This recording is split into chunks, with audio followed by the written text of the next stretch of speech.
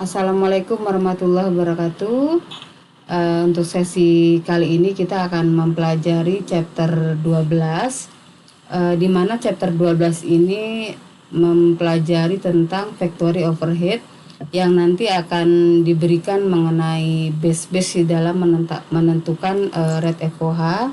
Kemudian bagaimana perlakuan selisih antara actual FOH dengan FOH applied-nya. Perlu kita ketahui ya, yang dimaksud dengan factory overhead di sini walaupun mungkin sudah pernah sering dibahas ya terkait dengan factory overhead gitu.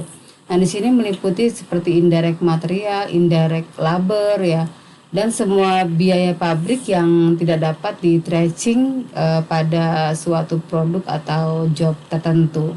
Nah, untuk mengatasi hal ini di dalam membebankan ke produk, perusahaan menggunakan suatu rate ya yang dinamakan dengan predetermined rate atau rate yang ditentukan di muka. Ini predetermined rate. Oke. Nah, untuk bagaimana menentukan suatu predetermined rate ini, kita mengenal ada beberapa base ya, beberapa dasar mencari perhitungan tarif FOH. Tapi sebelumnya kita akan lihat dulu rumus mencari tarif FOH-nya. Di sini estimasi FOH dibagi dengan base. Nah, base di sinilah yang akan kita pelajari berbagai macam base yang bisa digunakan. Yang pertama adalah direct material cost ya. Jadi kalau kita melihat dari rumus yang disampaikan di slide sebelumnya, yaitu estimasi FOH kemudian dibagi dengan base-nya. Nah, estimasi FOH ini bisa dalam satuan uang ya, sebagai contoh misalnya rupiah gitu. Nah, kalau misalnya kita menggunakan base direct material cost, yaitu base yang pertama ini, berarti kan ini dalam bentuk rupiah ya, cost. Nah, berarti kan base-nya adalah estimasi FOH rupiah, kemudian dibagi dengan direct material cost atau dalam bentuk satuan uang, misalnya juga rupiah. Nah, sehingga yang akan dihasilkan nanti hasilnya berupa prosentase. Rate yang akan dibebankan ke produk adalah sekian persen dari direct material cost. Nah, seperti itu. Jadi kalau misalnya gini, katakanlah hasil rate FOH-nya sebesar misalnya 40% rate FOH-nya. Misalnya nih ya, rate FOH 40% dari direct material cost. Nah, pada saat periode berjalan ya, atau misalnya dalam bulan tertentu, katakan misalnya bulan Januari lah ya, perusahaan itu mengeluarkan direct material katakan misalnya 10 juta. Nah, maka berapa FOH yang akan dibebankan gitu ya? Berapa FOH yang akan dibebankan ke produk. Nah, ini tinggal kita hitung aja. Jadi 40% dikalikan 10 juta. Seperti itu. Untuk base yang lain kita bisa menggunakan direct labor cost. Nah, perhitungannya sama ya. Berarti di sini rumus yang kita gunakan adalah estimasi FOH dibagi dengan direct labor cost. Ya, nanti hasilnya juga berupa persentase. Bisa juga berdasarkan direct labor hours. Nah, berarti nanti base yang di sini adalah estimasi jam tenaga kerja langsung. Otomatis yang dihasilkan nanti berupa rupiah. Sekian rupiah per direct labor hour. Kemudian estimasi yang lain lagi adalah jam mesin atau juga berupa aktivitas, berupa juga fisik output dari suatu produknya. Nah, dalam menentukan metode apa yang akan dipilih, nah biasanya perusahaan harus mempertimbangkan beberapa hal ini. Jadi bisa berupa korelasi yang paling yang paling terkait dengan FOH cost-nya gitu. Lebih banyak dikeluarkan biaya apa? Apakah pemeliharaan jam mesinnya, atau bisa berdasarkan dari sekian proses produksi itu lebih banyak memakai tenaga mesin misalnya.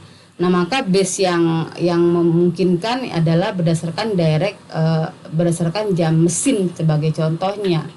Tapi kalau misalnya perusahaannya lebih banyak mempekerjakan buruh ya, atau tenaga manusia, nah berarti lebih cocok menggunakan direct labor, baik itu direct labor cost maupun direct labor hours. Nah, selain itu yang perlu diperhatikan lagi kepraktisan dan kepraktisan. Nah, kalau misalnya perusahaannya masih lingkup sederhana ke bawah yang nggak terlalu kompleks proses produksinya, ya bisa memilih suatu base yang dianggap paling mudah dan juga tingkat keakuratan. Nah, sekarang kita mempelajari apa nih kapasitas yang akan dipakai. Misalnya dalam menentukan jam mesin misalnya ya, perusahaan menggunakan base-nya adalah jam mesin. Nah, jam mesin ini mempunyai kapasitas, ada kapasitas teoritis. Dalam 1 tahun si mesin bisa menghasilkan produk ya dengan memakan waktu misalnya 10.000 jam. 10.000 jam ini merupakan kapasitas teoritis, tanpa istirahat, tanpa pemeliharaan, bekerja terus-menerus. Nah, itu namanya teoritis gitu. Nah, sekarang kapasitas praktis ini sudah lebih lebih memesinkan istilahnya gitu ya. Mesin butuh pemeliharaan ya, sehingga pada saat pemeliharaan tentu saja kan mesin itu akan istirahat ya. Sudah mempertimbangkan misalnya hari libur ya. Kalau hari libur ya sudah mesinnya di stopkan dulu. Itu praktis ya. Ada lagi kapasitas aktual yang direncanakan. Nah, itu lebih rendah lagi ya. Jadi perusahaan mempunyai semacam target kapasitas aktual yang direncanakan. Dan ada juga yang disebut dengan kapasitas normal. Nah, dari keempat kapasitas ini mana sih yang direkomendasikan?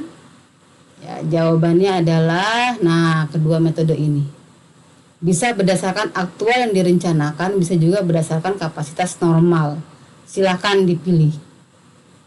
Ini direkomendasikan berdasarkan regulasi Federal Income Tax. Oke ya. Oke. Nah, sekarang pertanyaannya apakah biaya fix diperhitungkan atau tidak? Ya, ini bisa dua-duanya ya. Kalau menggunakan full costing ya diperhitungkan. Tapi kalau menggunakan direct costing tidak diperhitungkan. Nah, untuk tarifnya bisa tarif tunggal, tarif per departemen, atau tarif per subdepartemen. Kalau pabriknya ini memiliki beberapa departemen, ya itu bagusnya kalau untuk akuntabel, maka tarifnya itu ya per departemen harus ada menentukan tarif tersendiri, berarti tarifnya per departemen. Tapi kalau perusahaan hanya memiliki satu departemen, ya kita menggunakan tarif tunggal. Bisa juga perusahaan mempunyai 2 departemen menggunakan tarif tunggal untuk kemudahan. Nah, itu diserahkan ke adjustment manajemen masing-masing saja ya. Oke. Nah, ini contohnya ya. Contohnya estimasi total FOH-nya 300.000 menggunakan kapasitas aktual jam mesin 20.000 sehingga rate-nya 15. Nah, kalau aktualnya 18.900 maka yang akan di-apply-kan tinggal dikali 15. Nah, ini total, ini FOH actualnya ya. Kita lihat perhitungan jurnalnya seperti ini. Ini FOH yang aktualnya, ini yang dibebankannya, yaitu 18.900 dikali $15. Work in process pada applied FOH 283.500. Kemudian tahap ketiga apa? Close. FOH applied kita close ke FOH control 283. Nah, akhirnya nanti akan timbul selisih antara 292 dengan 283.500. Seperti itu.